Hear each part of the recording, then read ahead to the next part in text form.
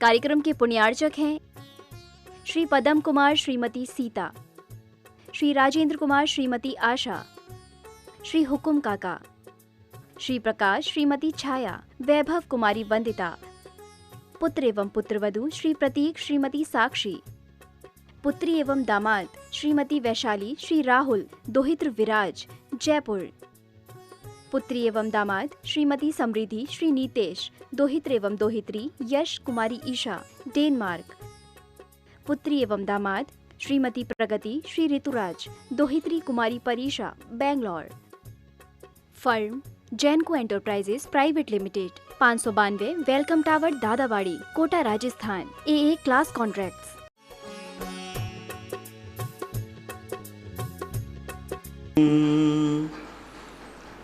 नमो सिद्धाणं नमो आयर्याणं नमो वज्रायाणं नमो लोये सवशाहूर्णं। पंच परमेष्टि भगवान की जय। आचार्य श्री गुरुवर कुंद कुंद महाराज की जय। आचार्य श्री गुरुवर विद्यासागर महाराज की जय। परम पूजनीय निर्यापक श्रमण मुनि श्री सुधा सागर जी महाराज की, शुल्लक श्री धैर्य सागर जी महाराज की जय। पूज्य श्री के चरणों में समस्त जिज्ञासा करताओं की ओर से नमोस्तु। महाराज श्री अभिषेक जैन मोदी भैंसदेही जिला बैतूल मध्य प्रदेश से नमोस्तु। महाराज जी, अष्टमी और चतुर्दशी में से किसका महत्व अधिक है? बता चुका, 2 दिन पहले आ गया। ये आ गया था। पद्म पुराण के अनुसार अष्टांग का पर्व 8 दिन का और 6 महीने पुण्य के बराबर होता है, ऐसा बताया है। ये भी बता चुका। वैभव काला सूरत से परिवार की तरफ से त्रिवार नमोस्तु। गुरुदेव, मेरी जिज्ञासा है कि तीर्थंकर भगवान सहेतुक वन में जाते हैं, कृपया जिज्ञासा का समाधान करें। ये सहेतुक वन क्या है? सहेतुक वन भगवान नेमिनाथ के संबंध में सहस्रा वन, सहस्र आम्र वन जहाँ है, सहस्राम वन उसका नाम है मूल सहस्र आम्र वन। जहाँ 1000 पेड़ से ज़्यादा आमों के हैं उसको सहस्रा। आज भी सहस्रा वन नेमिनाथ भगवान के गिरनार पर्वत की तलहटी में, वहाँ आम ही आम के पेड़ ज़्यादा हैं। 1000 पेड़ तो नहीं होंगे लेकिन आम के पेड़ ज़्यादा हैं। और वहाँ अपने चरण पादुकाएँ भी बनी हुई हैं। हालांकि श्वेतांबर लोगों ने वहाँ शमूषण की रचना की, बहुत बड़ा स्थान उनका है, बना हुआ है धर्मशाला आदि। तो उसको और उसी को दूसरे नाम में सहेतुक नाम से पुकारा गया। तो ये नामों के परिवर्तन है। नेमिनाथ भगवान की केवल ज्ञान स्थली का नाम है। अज्ञात नाम उदयपुर से गुरुवर के चरणों में बारंबार नमोस्तु। महाराज जी, आप कहते हैं कि लड़कियों को हायर एजुकेशन नहीं दिलानी चाहिए, तो गुरुदेव लड़कियों को CA या डॉक्टर कराना चाहिए कि नहीं?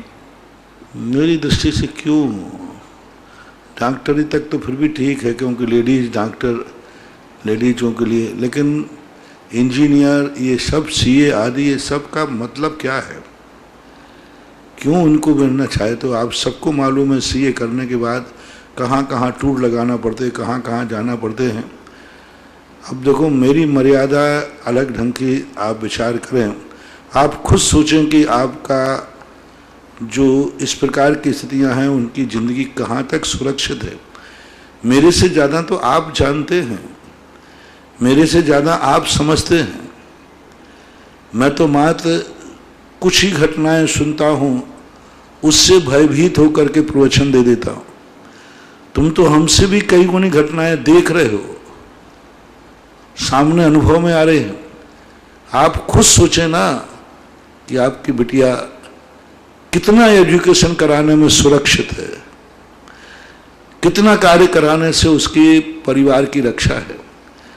CA में की जाएगी तो परिवार का कैसे पालन करेगी, कैसे परिवार को समय देगी? समय की सवाल है। एक माँ से एक संतति बिगड़ती है, एक पीढ़ी बिगड़ती है, एक कुल बिगड़ता है। अभी 2 दिन प्रवचन में मैंने कहा था, सर्विस वाली या कमाने वाली माँ बेटे के साथ कितना समय दे पाएगी, कितना ईमानदारी बरत पाएगी, कितना उसको संस्कार दे पाएगी? क्या उसको बना के रोटी खिला पाएगी? क्यों से खिलाएगी? वो तो 50,000 रुपये महीना से लाख रुपये महीना कमा रही है और रोटी बनाने वाली 5,000 रुपये में आती। क्या यह सीए नौकरी करने वाली बस मेरा बर्तन समझो, जो जो कार्य तुम कराना चाहते हो क्या वो अपने घर में जाने के बाद अपने पति को एक गिलास पानी दे पाएगी? क्या रोटी बना के खिला पाएगी?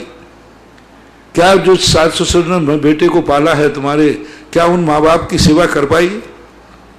जिस उद्देश्य को लेकर ये पीढ़ियां चलती हैं, प्रकृति ने ये पीढ़ी इसलिए बनाई कि बचपन में माँ बाप ने तुम्हें पाला है, बुढ़ापे में बेटा बहू माँ बाप को पालें, सास ससुर को पालें। तो क्या नौकरी करने वाली तुम्हारी बेटी जब ससुराल जाएगी तो वहाँ के सास ससुर की सेवा कर पाएगी? तुम्हारे घर में बहू आएगी यदि पढ़ी लिखी सीए आदि करके, तो क्या तुम्हारा बुढ़ापा ठीक गुजार पाएगी? क्या तुम्हारी मरण शांति से करा पाएगी? क्या तुम्हारे बुढ़ापे के अंदर वह कुछ तुम्हारा सहयोग दे पाएगी? नहीं दे पाएगी। एक बच्चे को बचपन में माँ बाप का सहारा नहीं मिले उसकी जिंदगी बिगड़ जाती है, और एक बुढ़ापे में माँ बाप को बेटे बहू का सहारा न मिले माँ बाप का प्रभाव बिगड़ जाता है। सावधानी से सुनना, बेटे को बिटिया को यदि वर्तमान में माँ बाप का सहारा नहीं मिले तो वर्तमान भाव बिगड़ जाता है, और माँ बाप को बुढ़ापे में बेटा बहू का आलम्बन न मिले तो उसका प्रभाव यानी आगे वाला भाव बिगड़ जाता है, क्योंकि वह व्यक्ति शांति से मरण नहीं कर सकते। एक बात। दूसरी बात है, क्या जब वह उस गृहस्थी में जाएगी तो नौकरी करेगी कि बाल बच्चों को संस्कार देगी, उनको पालन, उनको कितना टाइम दे पाएगी? क्या बेटे को रोटी बना के खिला पाएगी? क्या बेटे के साथ 2 मिनट बैठ करके उसके साथ वार्तालाप कर पाएगी? उसको तो काम है सीए, 24 घंटे वही कर रहे हैं। तो ये व्यवस्थाएं देखो, प्रकृति ने जो व्यवस्थाएं दी थी उस व्यवस्थाओं में डिस्टर्ब मत करो। और इस संबंध में आप खुद सोचिए, विचारिए। मैंने तो थोड़े से टिप्स आपको दे दिए, इसको डेवलप आप खुद करो, आप इनका प्रैक्टिकल करो, आप दुनिया में देखो, आप समझो कि तुम्हारे घर में यदि पढ़ी लिखी बहू आई है तो तुम्हारे क्या हाल है, तुम्हारे क्या हाल है। उन माँ बाप से पूछना चाहता हूं जिनके घर में बहू सीए, इंजीनियर या कोई डॉक्टर बड़ी चीज बन के आई है, उस घर में तुम उन घरों के उन माँ बापों के क्या हाल चाल हैं, उनका परिवार कैसा है, वो शेयर करो। आप उनके बच्चों के हाल क्या है शेयर करो। इस सब पर विचार करो, गंभीरता से सोचो, विचार करो। राजेंद्र जैन मेरठ, नमोस्तु महाराज जी, मेरी जिज्ञासा है, प्रमाद के कारण जो हिंसा होती है वह 4 कसायों में से कौन सी हिंसा मानी जाएगी? प्रमाद सभी कसायों में आता है। प्रमाद सभी, क्रोध से भी, मान से भी, माया से भी, लोहा से। प्रमाद की हिंसा कोई, मान के कारण भी हिंसा होती है। कोई व्यक्ति कितनी अपने मान कसाय के लिए लड़ता है। रावण ने मान कसाय के कारण से ही हिंसा की। मायाचारी से भी हिंसा कोई को फंसाता है। लोभ के कारण लोग कितनी हिंसा कर देते हैं। डाकू धन के लोभ में जाकर मर्डर कर देता है, लोभ के कारण, क्रोध के कारण नहीं। उस डाकू का जहां उसने डाका डाला है वहां उसकी कोई दुश्मनी नहीं है, उसने कुछ बिगाड़ा भी नहीं, क्रोध भी नहीं है, मान भी नहीं है, मायाचारी नहीं है, मात्र एक लोभ है कि इसके पास धन है। कोई उससे झगड़ा डंडा नहीं है, मार लोभ के कारण से उसने हिंसा कर दी तो लोभ भी प्रमाद में हो गया। लोग मायाचारी के कारण से षड्यंत्र करके दूसरों की जिंदगी बर्बाद कर देते हैं, छल कपट करके दूसरों की इज्जत, दूसरों की सब कुछ का बात धूल में मिला देते हैं। ये हिंसा है, बहुत बड़ी हिंसा है।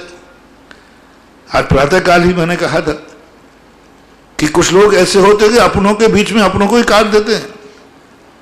अपनों के बीच में रहकर उनको उनसे इज्जत नहीं मिलती, बल्कि उनकी इज्जत धूल में मिला देते हो। अपने संबंध, आज प्रातःकाल का प्रवचन और कल का आज 2 प्रवचन अभी इसी रूप में दिया। आज का तो पूरा आप लोगों के ऊपर ही दिया कि कितने लोग हैं जो अपने लोग हैं। संबंध बनाने के पहले सोचना चाहिए, जिससे मैं संबंध बना रहा हूं क्या इसको मैं कुछ ऊंचाई दे पाऊंगा, क्या इसको मैं कुछ इज्जत दे पाऊंगा। प्राय यही होता है, तुम जिसकी संगति में जाते हो, जिसकी पत्तल में खाते हो उसी में छेद करते हो। जो तुम्हें संरक्षण देता है तुम चूहा बनकर उसी के पंख काटते हो, तुम उसकी इज्जत को धूल में मिला देते हो। ऐसी मायाचारी, ऐसा मान कसाय देखा जाता है हिंसा में। तो ये सब हिंसाएं हैं। इसलिए पूज्यवर अमृतचंद सूरी महाराज ने भावों को हिंसा का रूप ले दिया। उन्हें कहा जो राग और देश आदि भाव हैं, वास्तविक हिंसा तो यही है, ऐसा पुरुषार्थ सिद्ध उपाय के अंतर्गत कहा है। राकेश जैन, शिवरार्थी, वसुंधरा नगर, दमोह। गुस्से पर कैसे काबू पाए महाराज? छोटी छोटी बातों पर गुस्सा आ जाता है मुझे, और अब शांत भी हो जाता है। गुस्सा आ जाएगा तो जब तुम 2-4 बार ठोकरे खाओगे तो ठिकाने अकल आ जाएगी। गुस्सा आने के बाद सिर फोड़ते हो लोग, और एक आध बार जम के फूट गया तो फिर अकल आ जाती है। हाँ, हमारे यहाँ एक तुकारी की कथा आती, तुकारी की। उसको बड़ा गुस्सा आता था, और किसी ने कुछ किया, इतना गुस्सा इतना आता, वो भाग गई घर से। जाकर बिकते बिकते ऐसे यहाँ पूछे जो उससे खून निकाल करके और फिर कोई तेल बनाता था। तब उसको अकल आई कि देखो मैंने तू शब्द के कारण से। तो जिनको गुस्सा आता है वे ठोकर खाने के बाद अपने आप अच्छे गुस्सा शांत हो जाती है। जेल में जब जाते हैं लोग, अच्छे अच्छे गुस्सा वाले जेल में शांत हो जाते हैं। जब मार पड़ती है, जब ठोकरें खाओगे, कर्मों की ठोकरें खाओगे, अपने आप तुम अपने सहिष्णु हो जाओगे। या तो तत्व दृष्टि से गुस्से को शांत करो, नहीं तो कर्म दृष्टि तुम्हें शांत कर देगी। ऋषभ जैन, अंकुर कॉलोनी, सागर से। नमोस्तु गुरुवर। ज्ञान में और ज्ञान उपयोग में, दर्शन में और दर्शन उपयोग में क्या अंतर है? क्या यह दोनों एक हैं या अलग अलग? समझाने की कृपा करें। दोनों भिन्न हैं। ज्ञान दर्शन गुण है और ज्ञान दर्शन उपयोग पर्याय है। ज्ञान दर्शन उपयोग उसकी पर्याय है। आप पर्याय को आप समझे, मति ज्ञान, सुत ज्ञान आदि ये ज्ञान नहीं है, ये उपयोग है। ठीक है, कारण कार्य में कारण का उपचार करके इनको भी ज्ञान कहा जाता है। ऐसा पूज्यपाद स्वामी ने लिखा, जब मति सुत आदि 5 ज्ञानों की बात आई तो उन्होंने यही कहा कि यहाँ ज्ञान की पर्याय होने से इनको भी ज्ञान कह दिया जाता है। वस्तुतः सूक्ष्म दृष्टि से ज्ञान गुण है जो त्रिकालिक आत्मा के साथ रहता है। सयभावी गुण, अविनाभावी गुण, तादात्म्य संबंध वाला गुण, ये 3 लक्षण होते हैं गुण के। सयभावी, तादात्म्य संबंध इनका होता है, अविनाभाव संबंध होता है। ये 3 संबंध इनके होते हैं। और पर्यायों का व्यतिरेकनी पर्याय उपयोग आज मति ज्ञान का है, थोड़ी देर बाद शुद्ध ज्ञान का हो जाएगा, अवध ज्ञान का हो जाएगा, मन पर्याय ज्ञान का हो जाएगा, केवल ज्ञान का हो जाएगा। ये सारे उपयोग मिट जाएंगे। पर्याय मिटती रहती हैं, इतना अंतर रहता है। उपयोग परिवर्तनशील है, गुण अपरिवर्तनीय है। सुरेंद्र जैन, नागपुर से। नमोस्तु गुरुवर। क्या पंचकों में नवीन दुकान मकान का में विधान पूजन कराने में कोई दोष लगता है? अब इस संबंध में मुझे ज़्यादा ज्ञान नहीं है, मैं इस संबंध में कुछ नहीं बोल सकता। पूनम जैन, गुना से। नमोस्तु महाराज जी, मंदिर में बाई तरफ एक कटोरे में स्वच्छ जल और दाईं तरफ लौंग डला हुआ जल रखा रहता कटोरे में, तो इनमें से गंधोदक हम किसे माने? लौंग जिसमें डली रहती है वो गंधोदक होता है। टीना जैन, इंदौर से। नमोस्तु महाराज जी, मेरा प्रश्न है, शुद्धि बोलने में कुछ शब्द ऊपर नीचे हो जाएं तो क्या यह बहुत बड़ी गलती हो जाती है? जैसे महाराज चौके में आ तो जाते हैं लेकिन वापस उठ के चले जाते हैं। महाराज जी, जिन महाराज जी के पास लैपटॉप, मोबाइल, गाड़ी तो है, और वे ही महाराज हमारे यहाँ आते हैं तो कहते टिप्पी नहीं लगी है, ये टिप्पी गलत लगी है, ये अशुद्ध है, और वो लौट जाते हैं। तो हम फिर ऐसे महाराज को पड़गहन करें या ना करें? आहार देना जैसे वो तुम्हारी नुक्ताचीनी कर रहे, तुम भी उनमें नुक्ताचीनी निकाल दो। महाराज हमारे तो हमारी गलती है, आपके पास लैपटॉप है, डब है, आप बुद्धू, आपको खुद उनके सामने बैठ करके कहना चाहिए, कह सकते हो आप। तो इस प्रकार की बातों को लेकर के आप खुद इसको विचार कीजिए। जब एक बाजार में जाते हो तो एक नरियल बजाते हो तो यहाँ भी थोड़ा बजा लिया करो, क्या बात है। संजय मीना जैन, आधारताल, जबलपुर। मेरे आराध्य चरणों में अनंत नमोस्तु। महाराज श्री 10 प्रकार के कल्प वृक्ष, मधुर पेय, विविध वादित्र, आभूषण, वस्त्र, भोजन, भवन, प्रकाश उत्पन्न करने वाले, प्रकाश देने वाले बर्तन, उत्तम पुष्पों की माला देने वाले होते हैं। कल्प वृक्ष ना तो वनस्पति कायक हैं, ना कोई व्यंतर देव की माया। फिर मेरी जिज्ञासा ये है कि विभिन्न वृक्ष किस तरह ये सब वस्तुएं उपलब्ध कराते हैं? ये वृक्ष नहीं है, ये उन जीवों के पुण्य के उदय से पुद्गल ऐसी सुख सामग्री उपलब्ध कराता है। उनका इतना तीव्र साता कर्म का उदय होता है कि कल्प वृक्ष स्वयं आकर के वो पृथ्वी का आए होते, आकार उनका वृक्षों जैसा होता है दूर से, और वो अपने उन जीवों के पुण्य के उदय से होते, और पुण्य के कारण से वो फल देते हैं। पुण्यहीन होता जाता है, वे फलहीन हो जाते हैं, पुण्य बढ़ता जाता है, वे फलवान होते जाते हैं, ऐसा मानना चाहिए। इनका दूसरा प्रश्न है, महाराज श्री के चरणों में नमोस्तु। महाराज जी, नेमिनाथ पुराण में मैंने पढ़ा कि नेमिनाथ भगवान को केवल ज्ञान प्राप्त होने के बाद समोसरण की रचना की जा रही थी। तब समोसरण के अंत के 3 कोटों के दरवाजों पर क्रम से व्यंतर, भवनवासी और स्वर्ग के देव हाथों में तलवार लिए पहरा दे रहे थे। महाराज जी, जिज्ञासा है कि समोसरण में इन देवों के द्वारा तलवार लेकर क्रम से पहरा देने का क्या प्रयोजन है?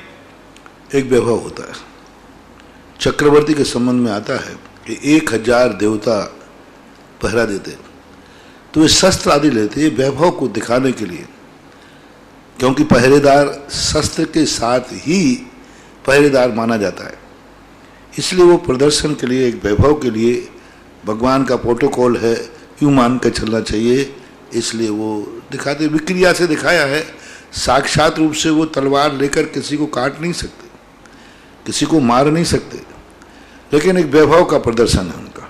श्रीमती रजनी जैन सागर से, महाराज श्री के चरणों में कोटि कोटि नमोस्तु। महाराज जी, रोटी की कितने घंटे की मर्यादा है, और सुबह 10 बजे यदि रोटी बनी हुई है तो वह शाम को व्रती श्रावक भोजन में ले सकते हैं क्या?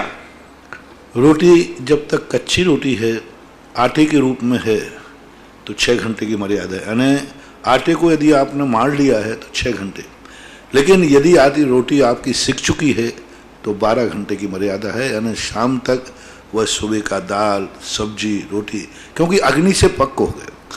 अग्नि से पक हो जाने के बाद पूरे दिन भर की मर्यादा उसकी हो जाती है, और यदि तेल आदि से पक जाती है तो 24 घंटे की मर्यादा हो जाती है, इसलिए 12 घंटे की मर्यादा मानना चाहिए।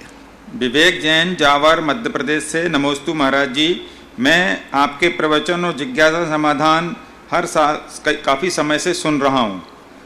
अगर मैं यह संकल्प करूँ कि महाराज जी के प्रवचन और जिज्ञासा समाधान जो बोलते हैं वह मुझे नरक त्रंच में काम आए, और संकल्प के समय ग्राहक को बीच में सामान दूं, या फोन अटेंड करूं, या जरूरी बात करनी हो तो करूं, तो कोई संकल्प में गलत तो नहीं हो जाएगा? वो तो जितने परसेंटेज में आप बीच में चूकोगे उतने नंबर कटेंगे, सीधी बात। माइनस मार तो होंगे, दोस्त तो आता ही। अशोक जैन बड़ा गांव, गुरुदेव, पंक्ति यो का अर्थ जानने की जिज्ञासा। पंक्ति यो का अर्थ, ये किसमें से ले लिया? पंक्ति यो का अर्थ जानने की जिज्ञासा। धनी साध शास्त्र अभय दिया त्याग राग विरोध को बिन दान श्रावक साधु दोनों, ये पंक्ति है। ये धनी साध शास्त्र, इस पंक्ति का अर्थ पूछा। हाँ, ये पंक्ति धनी साध शास्त्र, काय की पंक्ति है? ये पंक्ति समझ में नहीं पा रहा है। काय की पंक्ति है, पहले ये बताना चाहिए काय की लिखी है। गुरुदेव इन पंक्तियों का अर्थ जानने के है। धनी साध शास्त्र अभय दिया, धनी साध शास्त्र, धनी यानी धन, साधन साधन, शास्त्र यानी शास्त्र, अभय दान, अभय दिया, त्याग राग विरोध को बिन दान श्रावक साधु दोनों। अब आगे का आपने लिखा नहीं, त्याग राग विरोध के बिन दान श्रावक को देना चाहिए, यानी धन आदि ये दान के संबंध में है कि राग द्वेष से रहित दान देना चाहिए। पूरी पंक्ति लिखिए, और किसकी पंक्तियां हैं ये स्पष्ट कीजिए तो और स्पष्ट हो जाएगा। पवन वंदना सतना मध्य प्रदेश से, नमोस्तु भगवान।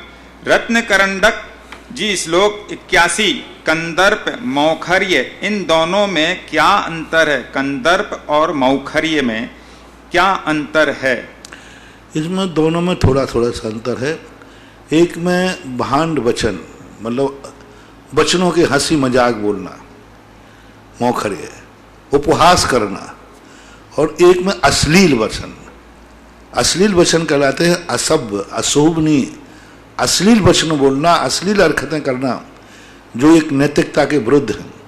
और मुखर्जी में बाचाल था, कुछ भी बोलना, वो अश्लील नहीं है लेकिन कुछ भी बोलना, हंसी करना, अब ये हंसी करना अश्लील नहीं है लेकिन मुखर्जी है, यानी ये बाचालता है, इतना अंतर माना जाए। एक पंक्ति और ये पूछ रहे हैं विद्या जैन बड़ागांव धसान से, महानिंद पर्याय त्रिया की, महानिंद पर्याय, महा असुचि भावों का फल, तीनोंपन दुख भोगे, तीनोंपन नहीं सुख नारी को पल। इसका अर्थ है कि स्त्री पर्याय जो है वो अपने आप में पराधीन है, इनके तीनोंपन दुखदायी है। और शरीर के प्रति उनके एक प्रकार की असुचिता का वर्णन किया कि उनका शरीर हमेशा असुचिति से, मनुष्य के अंदर तो सभी में 9 द्वार हैं लेकिन स्त्री की ऐसी असुचि होती है जो असुचिता आप लोग मानते हैं, सब लोग जानते भी हैं, अशुद्धि होती है। हर माह उनकी अशुद्धि का दर्शन करना पड़ता है, ब्लडिशन होता है, गंदे सब, तो ये अशुद्धि हर मायनों में, यानी अशुद्धि का पिंड है। अशुद्धि बाहर प्रकट होने लग जाती है, झरने लग जाती है और अशुद्धता इतनी हो जाती है कि मंदिर तो छोड़ो, घर के लोगों को भी छूने लायक नहीं रहती, उसकी छाया भी वर्जित हो जाती है। अब इतनी अशुद्ध देखना कितनी बड़ी चीज है। एक व्यक्ति अशुद्ध होता है, कपड़े अशुद्ध होते, यदि कपड़े नहीं पहने हैं तो फिर उसका अशुद्धि नहीं मानते, लेकिन नारी की अशुद्धि कितनी खतरनाक है, उसका शरीर अशुद्ध हो जाता है, शरीर ही नहीं उसकी छाया अशुद्ध हो जाती है, वो किसी को छू भी नहीं सकती। तो इस कारण से उसको अशुचि देह के लिए कहा। और तीनोंपन दुखदायी है, बालपन है माँ बाप के अधीन है, जवानी पति के अधीन है, बुढ़ापा बेटों के अधीन है, स्वतंत्र तो कहीं है ही नहीं, स्वतंत्र तो कहीं है ही नहीं, कहीं स्वतंत्र नहीं, पराधीनता ही पराधीनता है। इस अपेक्षा से नारी की वहाँ एक व्यवस्था को, शादी के स्वभाव को, परिस्थिति को लेखक ने या कवि ने प्रकट किया है। स्वाध्याय मंडल बड़ागांव धसान, नमोस्तु गुरुदेव। गुरुदेव, जैन दर्शन के अनुसार धृतराष्ट्र अंधे नहीं थे, वे अपने पिता की ज्येष्ठ संतान थे, तब राज्य भी उनका ही होना चाहिए था, पर बीच में द्वितीय पुत्र पांडु कहां से राज्य के अधिकारी हुए? साथ ही विदुर ने तो कभी राज्य की मांग नहीं की, पांडवों ने ही क्यों उनसे आधा राज्य मांगा, जबकि पिता के संपूर्ण राज्य के असली उत्तराधिकारी दुर्योधन ही थे? कृपया समाधान कीजिए। नहीं, उसमें क्या होता है कि धृतराष्ट्र के अंदर कुछ ऐसी स्थितियां थी उनके जीवन की कि वो उस प्रकार के राजगद्दी के कोई अधिकारी नहीं थे, कोई कारण उनका है।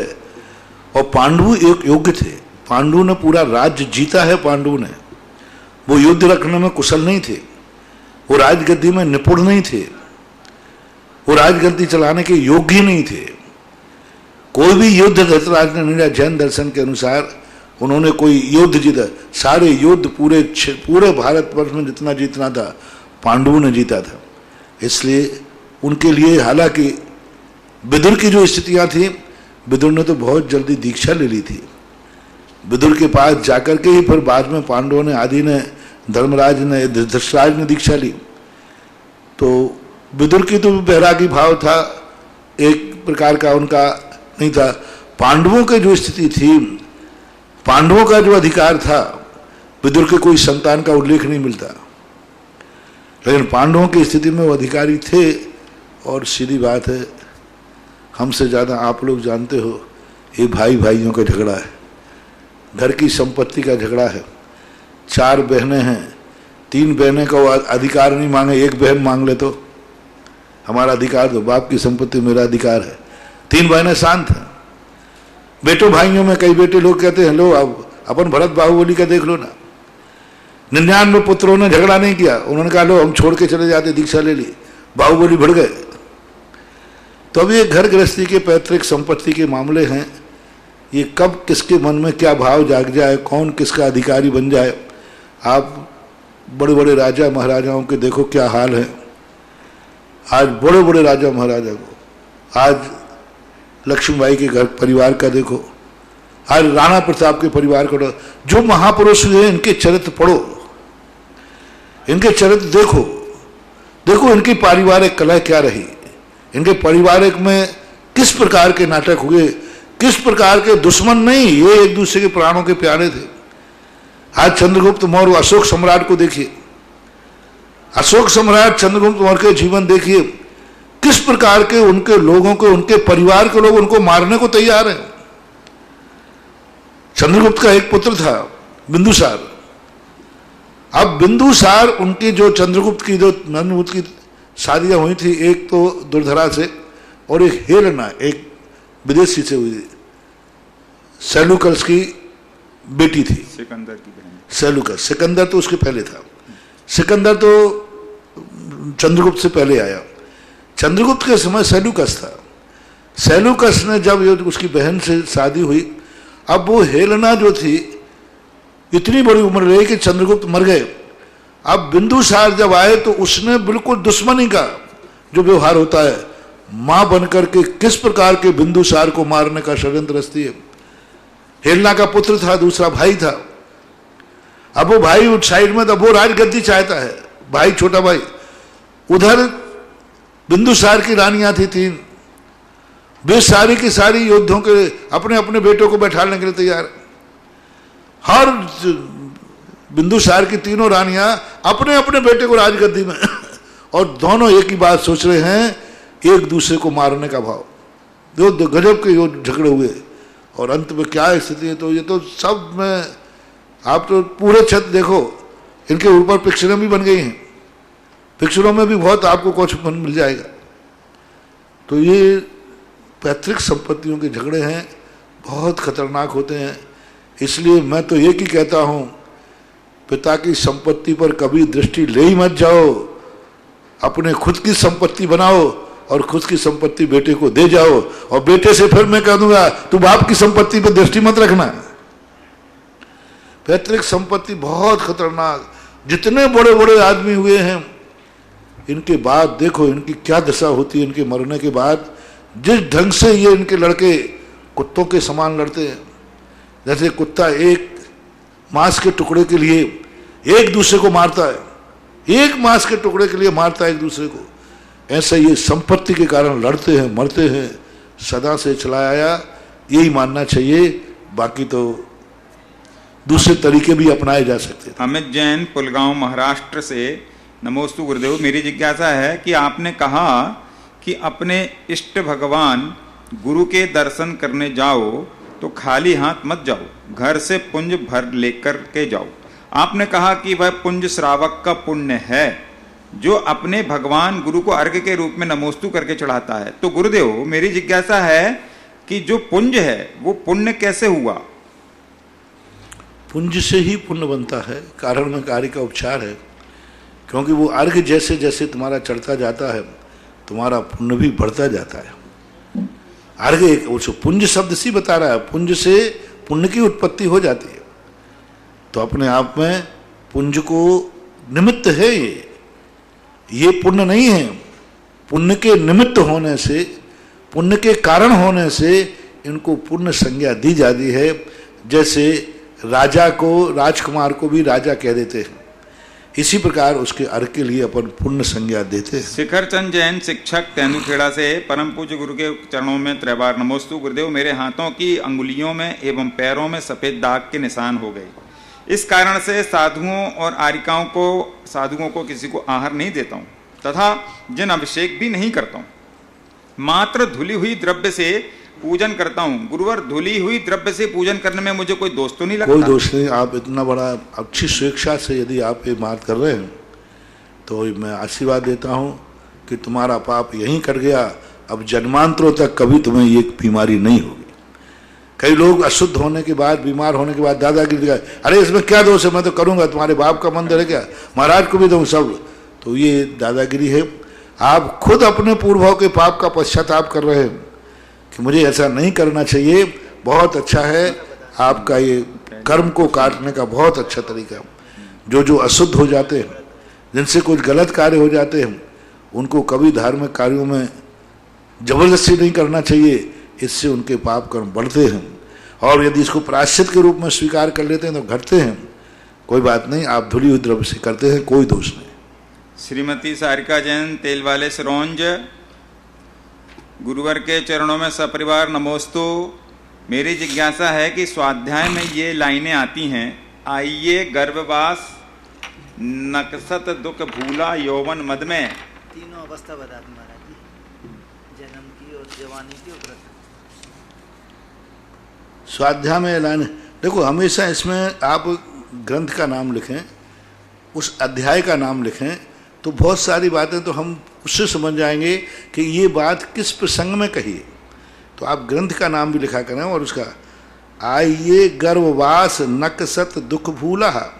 आइए यानी देखिए, गर्भवास यानी गर्भ में जो बास गए, नकसत दुख भूला यौवन मद में, और उसमें नकसत यानी जो उनके हाथ पैरों के रूप में निकलते समय, हाँ, नकसत यानी जो जन्म लेता है, दुख भूला यौवन मद में, यानी गर्भवास से जब बाहर निकला तो निकलते समय जो स्वयं को और माँ को कष्ट हुए, नकसत यानी निकसत होना चाहिए।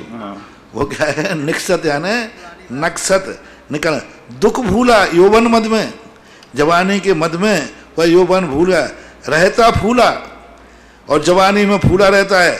रोग बुढ़ापा मरठत रोए, रोग बुढ़ापा जो है मरठत रोए यानी जैसे मर गया हो, मृत्यु के समान अर्ध में तक सम बूढ़ापन हो, फिर भी सुख का बीज न बोए, फिर भी वह सुख का बीज नहीं बोता।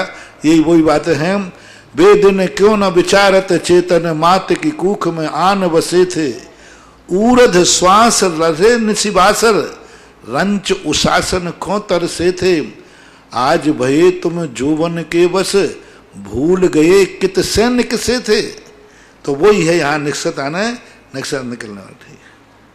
बोलिए संत श्रोमणी आचार्य गुरुवर से विद्यासागर जी महाराज की परम प्रभावक शिष्य निर्यापक सुमन मुनि पुंगव श्री सुधा सागर जी महाराज के चरणों में सुधा कलश एवं जनवाणी के माध्यम से देख रहे सभी दर्शकों के द्वारा त्रिवार नमोस्तु नमोस्तु नमोस्तु। महाराज श्री प्रथम जिज्ञासा है अनिल जी पटवारी बिजौलिया। महाराज श्री, आपके प्रवचन में बतलाया है कि अपने विचार को देखो व उनका निरीक्षण करो। तो गुरुवर, जब हम मुनि मुद्रा या जिन मुद्रा को देखते हैं तो ऐसा लगता है हमारा भविष्य यही है, लेकिन जब हम व्यापार व गृह कार्य करने लग जाते हैं तब उसी में मग्न हो जाते हैं, तो हमारा वास्तविक विचार कैसा बने? गृहस्थी का ऐसा होता है क्योंकि लक्ष्य जो है एक बार बनाया जाता है। रास्ते में व्यक्ति शिखर जी की वंदना करने जा रहा है, लेकिन रास्ते में वो भोजन भी करेगा, तो उस समय उसका उपयोग भोजन में रहेगा। रास्ते में वो अपने सामान की सीट भी खोज रहा है, तो उसका उपयोग सीट में रहेगा। रास्ते में स्टेशनें पड़ी तो वहाँ पर भी वो देख रहा है। रास्ते में ब्याई जी मिल गए तो उनसे भी खबर पूछ रहा है। रास्ते में फोन भी कर रहा है घर में, लेकिन फिर भी वो शिखर जी का यात्री है। देखना रास्ते में कितने, अब उसको भोजक नहीं कहेंगे, भोजन भी कर रहा है, यात्रियों से बातें भी कर रहा है, और रास्ते में बैठा बैठा का वो मनोरंजन के लिए मोबाइल खोल ले पिक्चर भी देख रहा है, न्यूज भी सुन रहा है, गप्पे भी कर रहा है। अब शिखर जी भूल गया सब, अब वो बातें कर रहा है। जिस समय सो गया वो शिखर ट्रेन में, अब भूल गया कि मैं शिखर जा रहा हूँ, नींद आ गई। भोजन करते समय वो भूल गया कि मैं शिखर जी, वो तो भोजन कर रहा है। रिश्तेदार मिल गए तो उनसे बातें कर रहा है, भूल गया। लेकिन फिर भी वो यात्री कहाँ का है? शिखर जी का यात्री। इसी प्रकार श्रावक जब लक्ष्य बना लेता है कि मेरा वस्तु स्वरूप यह है, उसके बाद भी वह 24 घंटे में घर गृहस्थी के कार्य करता है, फिर भी वो यात्री मोक्ष मार्ग का ही कहलाएगा।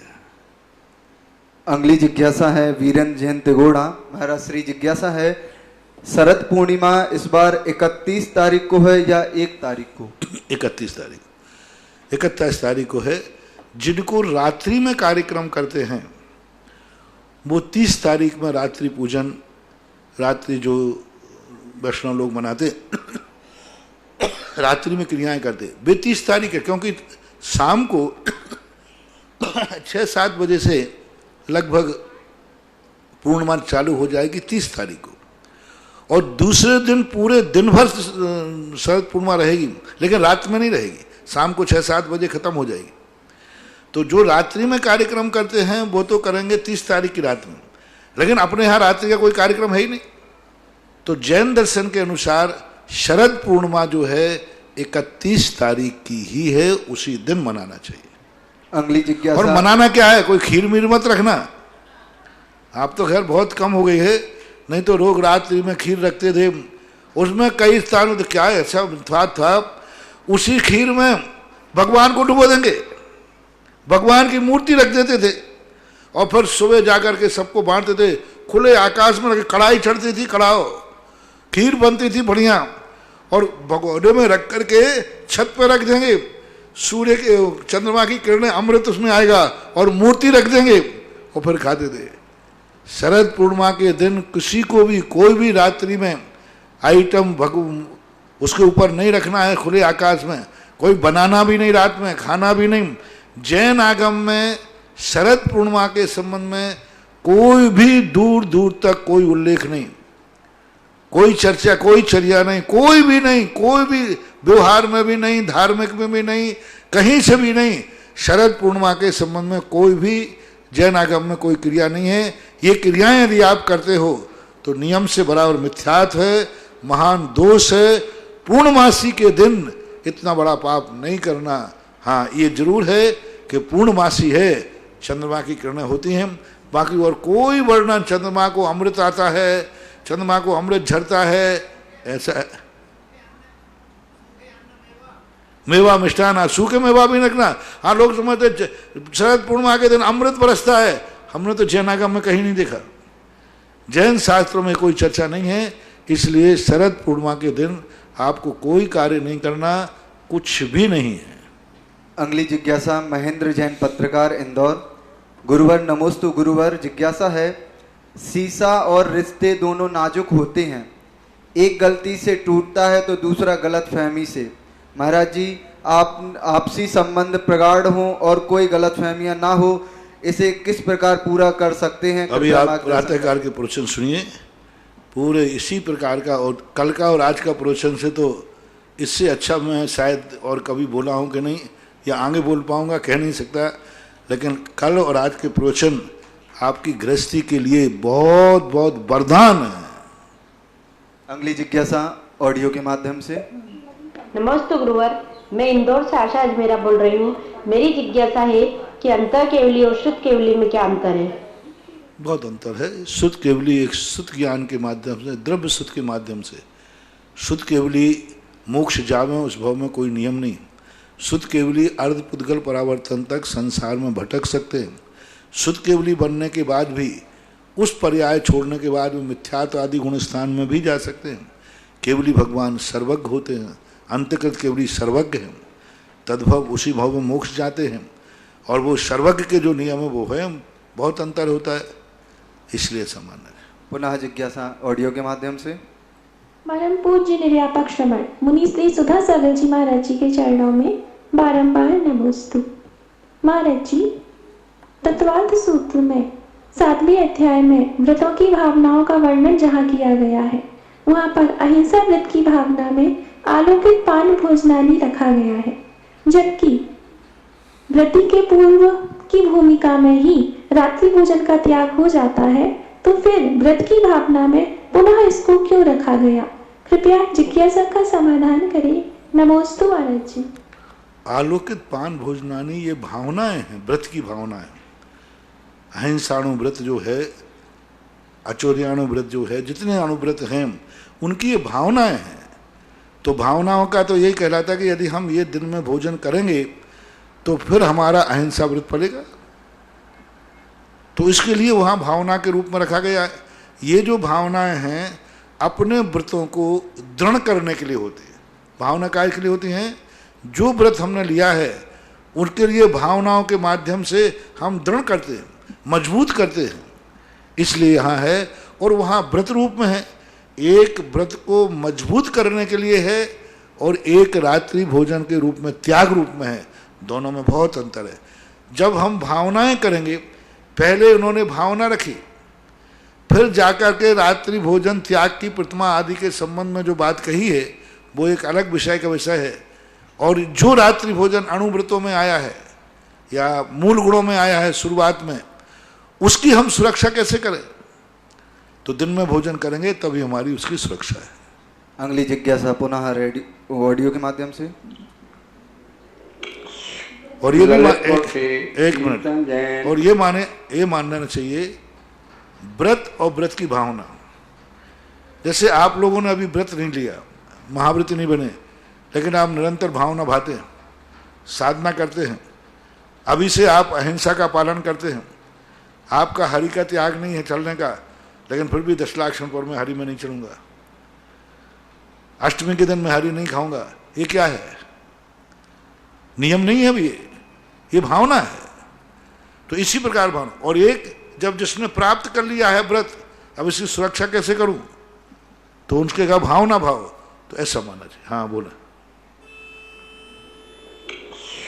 ललितपुर से शीलचंद जैन अनौरा परिवार का हमारे गुरुवर महावीर के लघुनंदन निर्यापक मुनि पुंगव श्री सुधा सागर जी महाराज को त्रिवार नमोस्तु नमोस्तु नमोस्तु। गुरुवर, हमारी जिज्ञासा है कि पहले वर्तमान युग के शास्त्रों में आदि पुराण आदि में जब राजा महाराजा जैसे महाबल ने दीक्षा ली तो उसी नाम के आगे मुनि लगा दिया जाता था, लेकिन वर्तमान में अब श्रावक जब दीक्षा लेता है तो उसका नाम भी बदल देते हैं और 1 से 8 सागर आदि लगाते हैं। तो हे गुरुवार, ये परंपरा कब से शुरू हुई और कहां से शुरू हुई, इसका समाधान करें।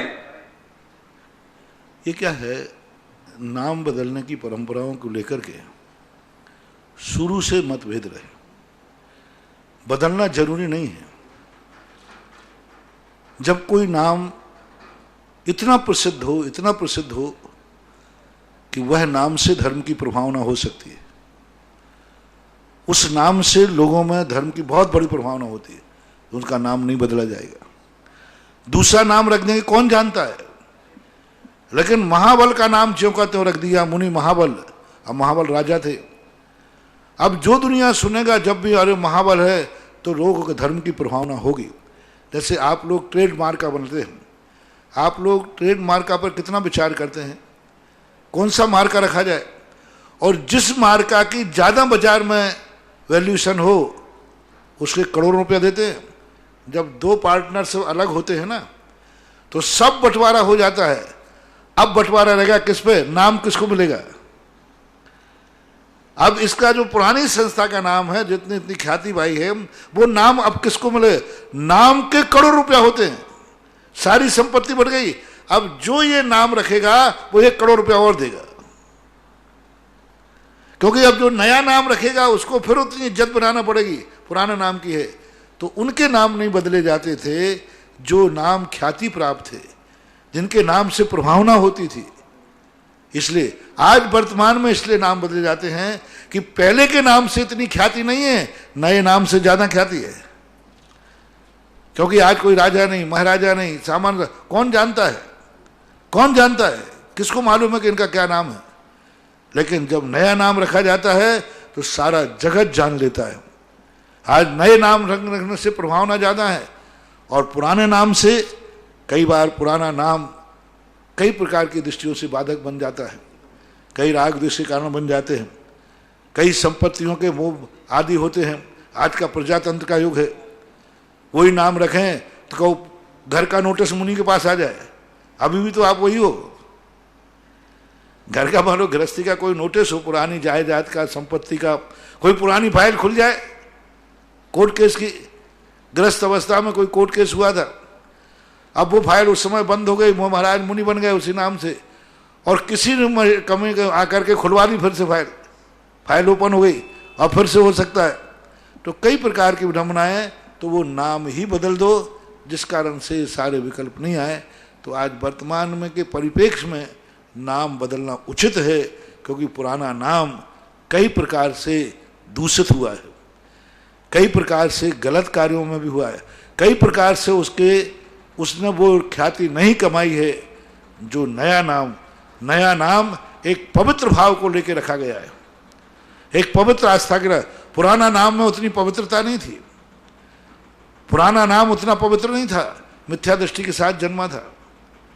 पुराने नाम के साथ उसने कोई अच्छे कार्य नहीं किए, पुराने नाम के साथ क्या कार्य किया, कौन सा ख्याति का कार्य किया, इसलिए। और पहले के राजा लोगों ने पुराने नाम के साथ कितने कार्य किए, भरत हैं, बाहुबली हैं, रामचंद्र जी हैं। अब रामचंद्र जी का नाम क्या बदले, सारा जगत रामचंद्र जी के नाम से जानता है, तो फिर इसलिए वो नाम रख दिए जाते थे। गुरु ये देखते हैं नाम से भी क्या धर्म की प्रभावना होती है, यदि होती है तो वही नाम रख देंगे, नहीं होती। अब देखो दूसरा नाम रख भी दिया, लेकिन कुंद कुंद भगवान कुंद कुंद के नाम से प्रसिद्ध हुए। अब एक कुंद कुंद उनके घर का नाम था, गुरु ने नाम तो पद्मनंदी रखा था। कुंद कुंद स्वामी का पद्मनंदी कौन जानता भाई, कोई नहीं जानता, मुनि होता। लेकिन ग्रस्त अवस्था का नाम इतना बड़ा था, राजकुमार थे, कुंद कुंद नाम, तो आज कुंद कुंद नाम से प्रसिद्ध हो गए, ऐसी बात है। अगली जिज्ञासा ब्रह्मचारी योगेंद्र भैया बिजौलिया। नमोस्तु महाराज जी। महाराज जी, एक शब्द आता है पर व्यपदेश, तो इसका क्या अर्थ है और इसका प्रयोग किस संबंध में किया जाता है? हाँ, पहले भी अभी 2-3 दिन पहले भी एक शब्द आया था। पर व्यपदेश का अर्थ होता है सचित्र निक्षेप प्रधान, पर व्यपदेश का माश्चर्य कालातिक्रम। ये अतिथि संविभाग की अतिचारों में आया है।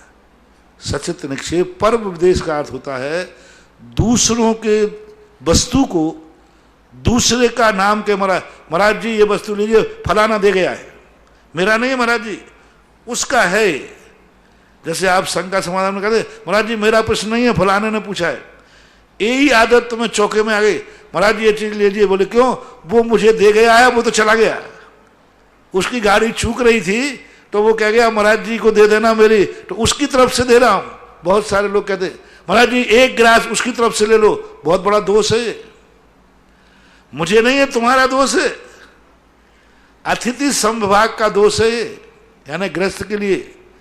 यानी आपको दूसरे का नाम लेकर के महाराज को कभी कोई चीज नहीं देना चाहिए।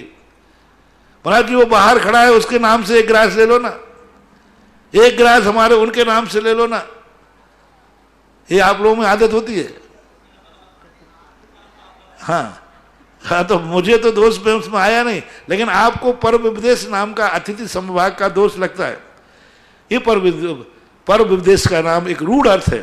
पर विदेश है ना, पर का व्यवहार करना, विदेश है ना व्यवहार, विवक्षित, विवक्षा, अर्पित, तो व्यवहार करना एक। और पर विदेश का अर्थ होता है, नयों में एक आता पर विदेश नए, जो मिथ्या मत आदि हैं तो उनके मतों के लिए अलग अलग प्रकार से नए बनते हैं।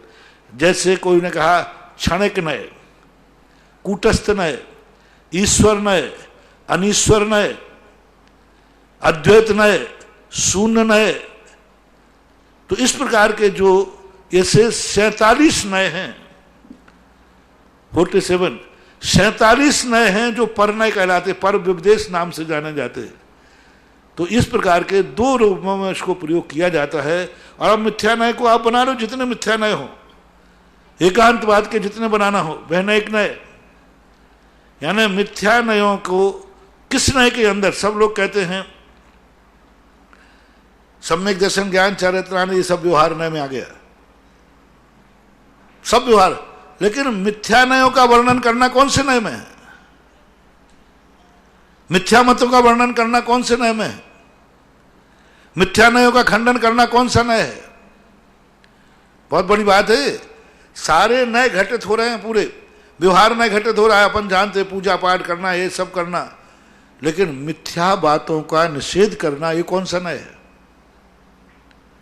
तो इस नय के लिए उन्होंने इस प्रकार से पर विदेश नय बनाए हैं, और ये 47 नय बनाए उन्होंने। ये प्रवचन सार की तात्पर्य वृत्ति की टीका में है। पूज्यपाल जयसेन स्वामी ने प्रवचन सार की टीका में ये पर विदेश को परनय के रूप में प्रस्तुत, परनय भी इसका दूसरा नाम है, ऐसा उनका विवक्षित मानना चाहिए।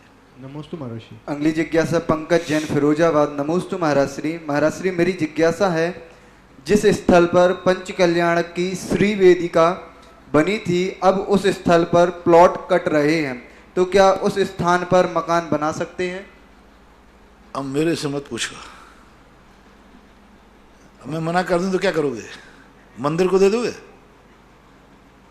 मेरा तो यही भाव है कि सारी समाज मिलकर के जहाँ पंचकर्मा पड़े हो उस जमीन को खरीद करके मंदिर दूसरे पंचकर्मा के लिए सुरक्षित करना चाहिए। हाँ, दूसरे पंचकर्मा के लिए सुरक्षित हो, क्योंकि अंतिम पंचकर्मा थोड़ी है, ये करना चाहिए। अब रही बात आपकी परिस्थितियाँ, तो परिस्थितियों में अस्थायी संकल्प होता है। यदि ऐसा कर लिया जाए तो फिर कोई पंचकर्मा को जगह देगा नहीं देगा ही नहीं कि भैया मामला गड़बड़ है। ये व्यवस्था है, कोई बाधा नहीं, क्योंकि ये जमीन है उतनी देर के लिए स्थापित की गई थी, बाद में उनका विसर्जन हो जाता है, कोई बात नहीं। अगली जिज्ञासा ऑडियो के माध्यम से। डॉक्टर ज्योति जैन खतौली। परम उपकारी महाराज जी, सत्संग के चरणों में सविनय नमोस्तु। महाराज जी, प्रत्येक वर्ष हम लोग इस समय संगोष्ठी में शामिल होकर धर्म चर्चा का पूरा आनंद लेते थे। पूज्य मुनि श्री विद्युत संगोष्ठियों के माध्यम से अनेक ग्रंथों के पठन पाठन का अवसर मिला। साथ ही एक ऐसा मंच मिला जिस पर चढ़ते ही मन श्रद्धा और भक्ति से सराबोर हो जाता है। सच पूछो तो इन संगोष्ठियों से ही पूरे देश की संगोष्ठियों को एक सकारात्मक संदेश गया। कैसे वाचन, कैसे विवेचन, कैसे आलोचना, प्रमाण, संदर्भ, विचार, निष्कर्ष, इस तरह की आदर्श संगोष्ठी की परिभाषा पूरे देश में गई। और सबसे मुख्य बात, अनुशासन, एक अपूर्व दृश्य उपस्थित हो जाता था।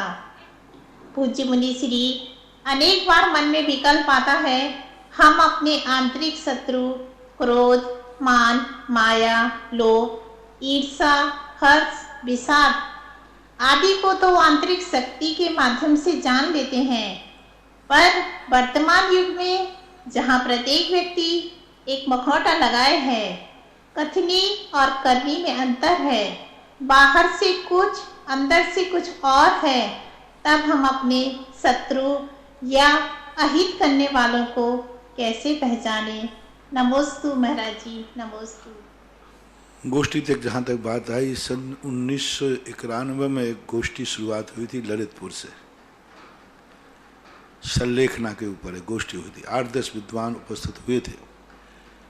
उसके बाद उसकी उपयोगिता नज़र आती गई, क्योंकि उस गोष्ठी में बहुत सारे ऐसे विचार सामने आए जो विचार समाज की भ्रांतियों को दूर कर सकते हैं, और समाज की भ्रांतियों के साथ साथ विद्वानों के मन में जो भ्रांतियां हैं उनको दूर करते हैं। क्योंकि विद्वान जब एक मंच पर बैठेंगे तो एक दूसरे के विचारों का आदान प्रदान होता है, और आदान प्रदान होने से एक दूसरे को कुछ मिलता भी है। विद्वान विद्वान से सुधरता है, विद्वान विद्वान से ज्ञान भी प्राप्त कर सकता है। तो जो विचारों में परिवर्तन आता है और जो समाज के बीच में कुरीतियाँ या विद्रूपताएँ पनपती हैं, जो शास्त्रों को लेकर के भी अनेक बार लोग अपनी अपनी धारणाएं बना लेते हैं, तो गोष्ठियों के माध्यम से एक संदेश जाता था। वो स्थितियाँ बनती आई हैं और कार्य भी बहुत हुआ है। मुझे तो इतनी गोष्ठियाँ हो गई कि मुझे गिनती भी मालूम नहीं रहती, लेकिन बहुत बड़े बड़े ग्रंथों का आलोड़न हुआ। जिन ग्रंथों को कभी स्वाध्याय की गद्दी पर नहीं आना था, वे ग्रंथ भी विद्वानों भली लेख के लिए लिखे। कुछ लेखों ने तो, कुछ विद्वानों ने तो उनको पढ़ा, लेकिन कुछ विद्वानों ने ग्रंथ को मात्र अपने लेख के लिए ही पढ़ा। मेरा विद्वत गोष्ठियाँ कराने का उद्देश्य ये था कि आप विद्वान लोगों के लिए गोष्ठी के माध्यम से उस ग्रंथ में इतनी रुचि हो जाए कि मैं मात्र तुम्हारे लिए एक लेख लिखवाऊंगा और उस बहाने से तुम पूरा ग्रंथ पढ़ डालो। वह ग्रंथ तुम्हारे स्वाध्याय में आ जाए कि हमारे जैनाचार्यों के ऐसा ग्रंथ भी है, ऐसा त्रिलोक सार भी है, ऐसी त्रिलोक परिणति भी है, ऐसा राजवार्तिक है, ऐसे श्लोक वार्तिक है, ऐसे ग्रंथ भी हैं। तो मेरा मन ये था कि जो ग्रंथ पे गोष्ठी हो उस साल में हर विद्वान उसका स्वाध्याय करे। एक साल में पूरा ना कर पाए तो वो अपनी जिंदगी का है कि जो ग्रंथ है, जितने ग्रंथ हमने अभी तक गोष्ठी में की, यदि प्रत्येक विद्वान उसका पूरा स्वाध्याय अपने आप में कर ले तो मेरा गोष्ठी कराना सफल हो जाएगा। क्योंकि मेरा मतलब कोई लेख लिखवाना नहीं है, मेरा मतलब कोई मुझे तुमसे कोई तत्व चाहिए है, ऐसा मेरा भाव नहीं रहता। क्योंकि मेरे तो गुरु ने इतना तत्व दे दिया है कि सारे जगत के विद्वान भी देंगे तो वो भी मिलने वाला नहीं है।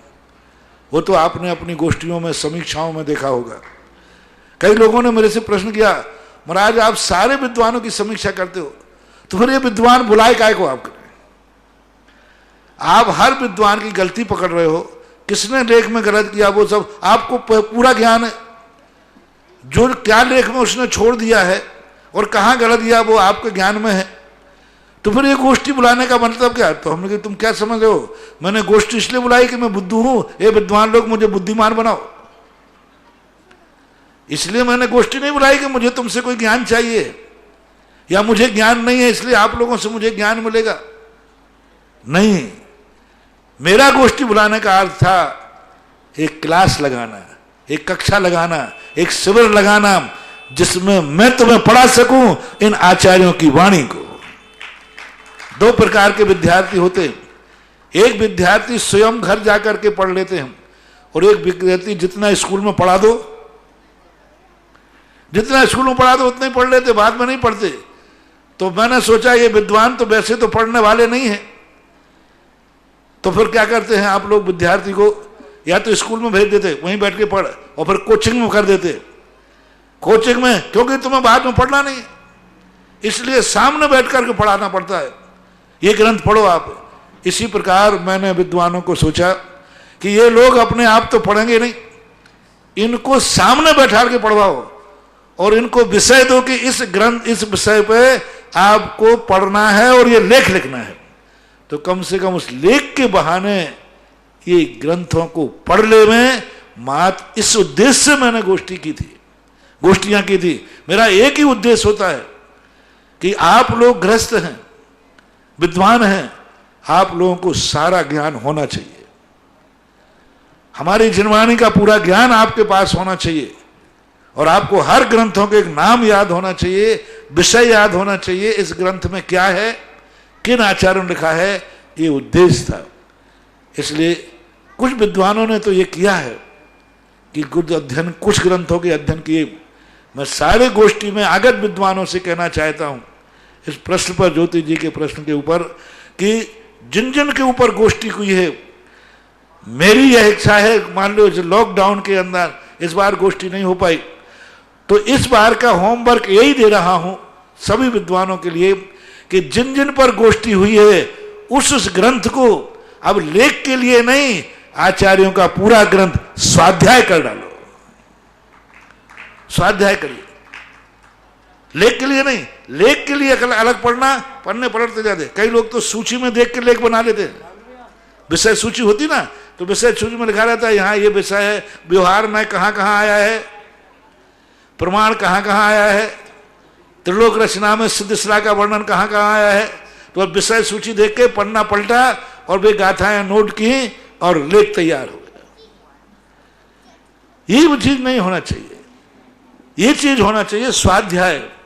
तो जिन ग्रंथों के स्वाध्याय गोष्ठी हुई हैं उन ग्रंथ को आगत विद्वान जो आए थे उनके लिए स्वाध्याय करना है।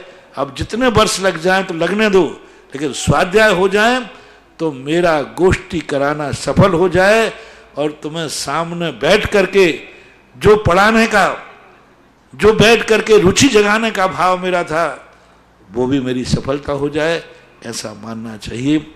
रही बात वर्तमान का, मुखौटा जब जैसा हो जाता है कई बार उसको सुधारने के लिए भी वैसे ही मुखौटा पहनना पड़ता है,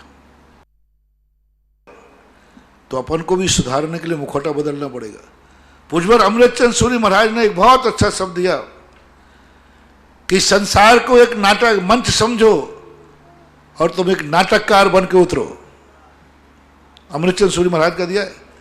इस संसार को क्या मानो, एक नाटक का मंच, और इस यहां तुम भी मुखौटा पहन के रखो, मुखौटा पहनकर नाटक करो, और मुखौटा पहन करके ऐसा नाटक करो कि दुनिया समझे कि हमें वो बहुत चाहते हैं, और पता चले कि मैं किसी को नहीं चाहता हूं। बहुत बढ़िया अमृतचंद सूरी महाराज ने क्या इसी प्रश्न का जवाब दिया है पूज्यवर ने, कि मैं कैसे रहूं दुनिया में। बेटा कहता तू मेरी मां है, बाप कहता तू मेरा बेटा है, पत्नी कहती तू मेरे पति हो, मामा माँ कहते भांजा है, सब मैं फिर क्या करूं महाराज, इन सब की सुनूं कि नहीं। अरे नाटक कर, बेटा आए तो हाँ मैं मम्मी हूं, पिता आए तो कहना हाँ मैं बेटा हूं, पत्नी आए तो मैं पति हूं, मामा आए तो भांजा हूं, और अंदर से गटागटी कोई ना नथी रे, मैं किसी का नहीं हूं। बहुत बढ़िया विवेचन अमृतचंद सूरी की ये पंक्ति संसार में जीने की कला सिखाती है। उन्होंने कहा सम्यक दृष्टि संसार में एक नाटक करने वाले के समान रहता है, वो अपनी अनुभूति नहीं भूलता। जैसे कोई व्यक्ति है हनुमान का रोल कर रहा है, उधर लंका में आग लगाना है, पूरा मंच खचाखच भरा हुआ है, और उसका नाम बिहारी लाल है, और किसी ने कह दिया बिहारी लाल के मकान में आग लगी। अब बोलो वो हनुमान बन के लंका में आग लगावे कि अपनी आग बुझावे? होता है ऐसा ही नहीं? हो सकता है कि नहीं हो सकता है? अब पूरी जनता क्या देखने आई है, आज हनुमान जी लंका में आग लगाएंगे, और उसी दिन बिहारी लाल के घर में आग लगी, और हल्ला हो रहा बिहारी लाल का घर में आग लगी, और जनता कह रही हनुमान जी लंका में आग लगाओ। अब अंदर और बाहर की बातें बताओ। बाहर से दुनिया की दृष्टि में हनुमान है, और अंदर क्या चल रहा है, बिहारी लाल। यानी वो हनुमान का पाठ करते हुए भी बिहारी लाल की अनुभूति नहीं भूल रहा है, नाटक कर रहा है हनुमान जी का। सारी दुनिया हनुमान मान रही है, लेकिन वो अपने आप को बिहारी लाल मान रहा है। उसको जो दुवेदना हो रही है, मेरा मकान जल गया, मेरा मकान जल रहा है, बस यही सम्यक दृष्टि का लक्षण होता है। दुनिया की दृष्टि में वो क्या है, कभी माँ है, कभी पिता है, कभी बेटा है, कभी भाई है, लेकिन अंदर से वो दुखी है कि इन संबंधों के बीच में मैं जल रहा हूं, मैं खाक हो रहा हूं, मेरा सब कुछ मिट रहा है। एक बेटे से मैं राग कर रहा हूं, बेटा खुश हो रहा है, माँ पिताजी मुझे बहुत चाहते हैं, लेकिन सम्यक दृष्टि कहते ये तो खुश हो रहा है लंका में आग लगने से, लेकिन मेरा घर बर्बाद हो रहा है। ये अनुभूति होती है। तो बस अमृतचंद सूरी की वो पंक्तियां अपने जीवन में उतर जाएं तो इन मुखौटों से कोई फर्क पड़ने वाला नहीं है। मुखौटों वालों को मुखौटा भी पहनना हमारे आचार्यों ने सिखाया है, ऐसा बनना चाहिए। अगली जिज्ञासा ऑडियो के माध्यम से। नमस्ते महाराज जी, मैं आशिका जैन नसीराबाद से। महाराज जी, मेरी जिज्ञासा यह है कि प्रायः देखते हैं कि सभी अंकों की अपेक्षा 3 अंक का विशेष महत्व है। जैसे भगवान को 3 बार नमोस्तु करते हैं, 3 आवृत्ति देते हैं, अधिकतर 3 ही परिक्रमा लगाते हैं, पूजन में 3 बार ही जल चढ़ाते हैं। तो महाराज जी, 3 अंक का अन्य अंकों की अपेक्षा कोई विशेष महत्व है क्या? कृपया मेरी जिज्ञासा का समाधान कीजिए। अंकों की अपेक्षा भी विषम संख्याएं एक आगे प्रगति का सूचक होती है। अंकों के संबंध में एक मनोविज्ञान है।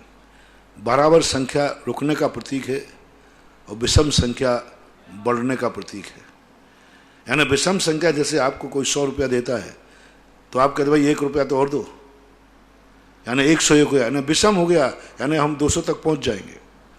तो ये साइकोलॉजिकल मनोवैज्ञानिक ढंग से भी इनका है। दूसरा कि 3 के संबंध में कुछ ऐसी चीजें हैं अपने पास नेचुरल रूप से, कुदरत से, मन से, वचन से, काय से। 3 का सम्यक दर्शन ज्ञान चार्य से। त्रिलोकीनाथ, मैं 3 लोक का नाथ बनने के लिए पूजा कर रहा हूं, मैं त्रिलोकीनाथ की पूजा कर रहा हूं। परिक्रमा लगाते समय यही है कि मैं 3 परिक्रमा लगा रहा हूं क्योंकि त्रिलोकीनाथ की पूजा कर रहा हूं। त्रिलोकीनाथ है आप। दूसरा कारण है मैं मन वचन काय से कर रहा हूं। जब 7 परिक्रमा गर्जत की लगती हैं तो हे त्रिलोकीनाथ, आपने 7 तत्वों का विमोचन किया और मैं 7 पृथ्वियों को पार करके अष्टम वसुधा पाना चाहता हूं, इसलिए 7 परिक्रमा लगाता हूं। ये 7 परिक्रमा है ना, ये तो भ्रमण कराने वाली है, यानी 7 पृथ्वियों में हमने आज तक जन्म लिया, तो ये तो क्या हो रहा है, भ्रमण कराते रहे। इन 7 से ऊपर अष्टम पृथ्वी को आप प्राप्त हुए हैं भगवान, इसलिए मोक्ष कल्याणक के बाद बुंदेलखंड के अंदर भगवान के पंडाल की 7 परिक्रमा लगाई जाती, मोक्ष कल्याणक के दिन लगाई जाती। क्यों कि भगवान इन 7 चक्रों के, संसार चक्र छोड़ करके आज अष्टम वसुधा को प्राप्त हुए हैं। ऐसे कुछ नैमित्तिक अपन संबंध जोड़ लेते हैं। नियामक कारण का कोई ऐसा उल्लेख शास्त्रों में नहीं मिला, लेकिन संकेत तो है ही। बोलिए। इस कार्यक्रम के पुण्यार्चक थे श्री पदम कुमार श्रीमती सीता, श्री राजेंद्र कुमार श्रीमती आशा, श्री हुकुम काका, श्री प्रकाश श्रीमती छाया, वैभव कुमारी वंदिता, पुत्र एवं पुत्रवधू श्री प्रतीक श्रीमती साक्षी, पुत्री एवं दामाद श्रीमती वैशाली, श्री राहुल, दोहित्र विराज जयपुर, पुत्री एवं दामाद श्रीमती समृद्धि, श्री नीतेश, दोहित्र एवं दोहित्री यश कुमारी ईशा डेनमार्क, पुत्री एवं दामाद श्रीमती प्रगति, श्री ऋतुराज, दोहित्री कुमारी Parisha Bangalore. Firm Jainco enterprises private limited, 592 welcome tower Dadawadi, Kota Rajasthan. AA class contracts.